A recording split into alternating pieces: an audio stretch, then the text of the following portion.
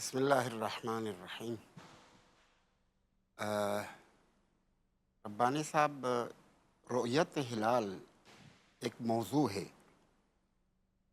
اور مرجع تقلید کے فتویٰ کی حجیت موضوع میں نہیں ہے، حکم میں۔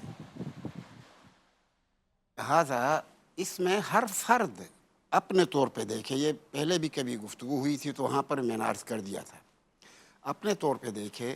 اور ہمارے پاس کیا، تمام مسلمانوں کے پاس صحیح السند اور مسلم حدیثیں ہیں کہ صوموا للرؤیا و افطروا للرؤیا۔ حضرت امام جعفر صادق علیہ افضل الصلاۃ والسلام سے بھی اسی مضمون کی حدیث ہمارے پاس منقول ہے، اور پیغمبر سے بھی۔ تو اس بنا پر شوال کا دن، یعنی روز عید کے اس بات کے لیے جو اوتھینٹک ریسورس ہے وہ ہے رؤیت ہلال۔ ٹھیک ہے، رؤیت ہلال انسان خود دیکھے یا دو عادل گواہ دیکھیں، عادل گواہوں نے دیکھا ہو اور وہ خبر دے دیں۔ نہ یہ کہ وہ اجتہادی طور پہ خبر دیں، اجتہادی خبر کافی نہیں ہے ان کی، بلکہ شہود، یعنی انہوں نے اپنی آنکھوں سے دیکھا ہو اور اس کی خبر انہوں نے ہمیں دی ہو۔ تو ان کا خبر بھی چونکہ حجت ہے موضوعات میں، دو عادل افراد اگر گواہی دے دیں کسی بھی موضوع کے اوپر تو ان کی گواہی معتبر ہے اسلام میں۔ تو یہ بھی ایک موضوع ہے، اس موضوع میں بھی اگر وہ خبر دے دیں تو ان کی گواہی معتبر ہے۔ یہ دوسرا۔ تیسرا، یا کسی اور سورس سے، مثلا بہت سارے لوگوں نے خبر دے دی اور ان کے خبر سے یقین حاصل ہو گیا۔ اب خوب غور کیجیے گا، تو اس تیسری چیز جو ہے وہ یقین ہے، یقین حاصل ہو گیا ان کے کہنے سے، تب بھی روز شوال ثابت ہے، روز عید ثابت ہے یقین کی وجہ سے۔ اچھا، اور چوتھی چیز جو ہے وہ ہے 30 دن پورے ہو جائیں، رمضان کے 30 دن پورے ہو جائیں تو آٹومیٹکلی شوال ثابت ہے۔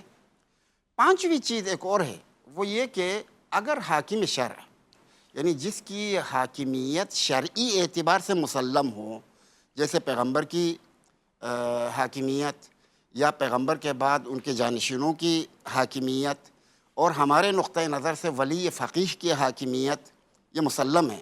اگر حاکم شرع حکم دے دے کہ کل عید ہے، ظاہر ہے اس کا حکم بلا وجہ تو نہیں ہو سکتی ہے، انہوں نے شہود کو اکٹھا کیا ہوگا، اس کے بنا پر اسے یقین حاصل ہوا ہوگا، اس کے بنا پر اس نے حکم دیا ہوگا۔ بہرحال اس نے حکم دیا تب بھی شوال ثابت ہے۔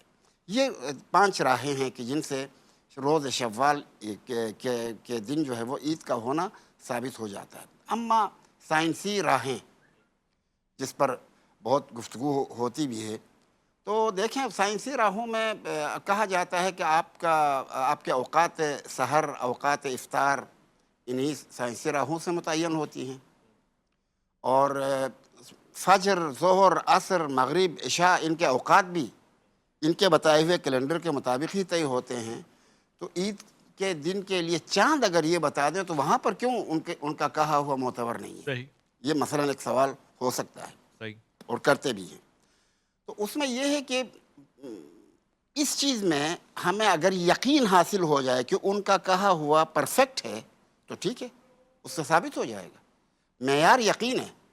لیکن اگر وہ یقین حاصل نہ ہو، اور جیسے کہ یقین حاصل ہونے کے امکانات کم ہیں، اس لیے کہ ان کا کہا ہوا کبھی کبھی غلط نکلتا ہے، اور جب غلط نکلتا ہے تو کوئی پرفیکشن تو ہے نہیں، اس بنا پر ان کے کہی ہوئی باتوں کو معیار قرار دینا ذرا مشکل ہے۔